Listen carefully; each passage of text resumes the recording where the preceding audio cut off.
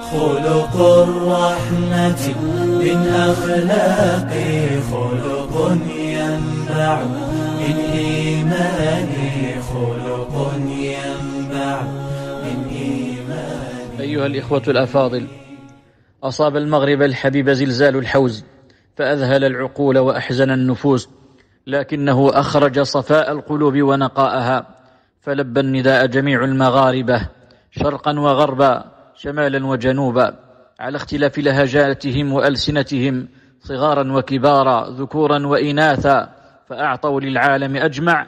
أرقى صور التعاون والتلاحم عند الشدائد، يتمثلون على أرض الواقع حديث رسول الله صلى الله عليه وسلم: المؤمن للمؤمن كالبنيان يشد بعضه بعضا، فكانوا كالجسد الواحد،